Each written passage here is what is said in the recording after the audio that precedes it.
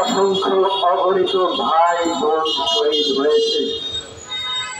আজকে আমরা রাজপথে দাঁড়িয়ে আছি, জাতীয় প্রেস ক্লাবের সামনে দাঁড়িয়ে আছি শুধুমাত্র আমাদের শহীদ ভাইদেরকে যারা শহীদ করেছে সেই খুনিদের তালিকা নিশ্চিত করবার লক্ষ্যে। এখনো পর্যন্ত পঙ্গু হসপিটালের বিভিন্ন বেডে আমাদের ভাইয়েরা কাতরাচ্ছে, তাদের সুচিকিৎসা হচ্ছে না। এই মুহূর্তে আমাদের জুলাই বিপ্লবের খুনিদেরকে তালিকা করবার জন্য রাজপথে দাঁড়াতে বাধ্য হতে হয়েছে। একটি কথা বলতে চাই, কি জবাব দিবেন মাননীয় প্রধান উপদেষ্টা ডক্টর মোহাম্মদ ইউনূস সাহেব? কি জবাব দিবেন আইন উপদেষ্টা আসিফ মাহমুদ সাহেব? কি জবাব দিবেন স্বাস্থ্য উপদেষ্টা সাহেব?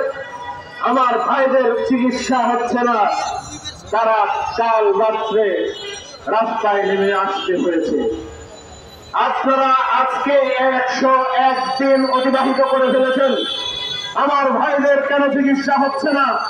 আমার ভাইদেরকে যারা শহীদ করলো তাদের কেন তালিকা হচ্ছে না? আপনাদেরকে কোন কারণে এই রক্তগঙ্গার মধ্য দিয়ে ক্ষমতার মসনদে বসানো হয়েছে? আজকের এই মানববন্ধন থেকে জোর দাবি জানাচ্ছি, অবিলম্বে জুলাই আগস্টের বিপ্লবে আওয়ামী প্রতাপ্তারা যে সকল খুনিরা আমাদের ভাইদের উপর হায়নার মতন ঝাঁপিয়ে পড়ে আমার ভাইদেরকে শহীদ করেছে এবং তাদের কারণে অঙ্গ হারিয়েছে, তাদের অবিলম্বে তালিকা করতে হবে।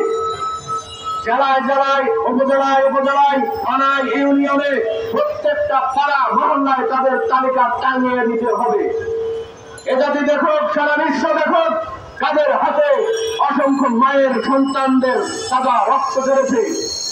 এদেশের মানুষ দেখুক, তাদেরকে চিহ্নিত করা হোক, তাদের হাতের মাধ্যমে আজকে আমাদের ভাইদের জীবনগুলো ঝরেছে। তাদের রক্তের বিনিময়ে, তাদের জীবন ত্যাগের বিনিময়ে আমরা 24-এ আরেকটি স্বাধীন বাংলাদেশ পেয়েছি। যদি আপনারা সেটা করতে ব্যর্থ হন, সেই ব্যর্থতার দায় আপনাদেরকে নিতে হবে। প্রধান উপদেষ্টা থেকে শুরু করে যারা উপদেষ্টা প্যানেলে রয়েছেন প্রত্যেককে এর দায়ভার গ্রহণ করতে হবে। যদি আপনারা সেই দায়ভার গ্রহণ না করতে চান, অবিলম্বে তাদের চিকিৎসা নিশ্চিত করুন এবং যে সকল খুনিরা এই খুনের সাথে জড়িত প্রত্যেকের তালিকা করে আর যথাযথ আইনের ব্যবস্থা গ্রহণ করুন। ধন্যবাদ।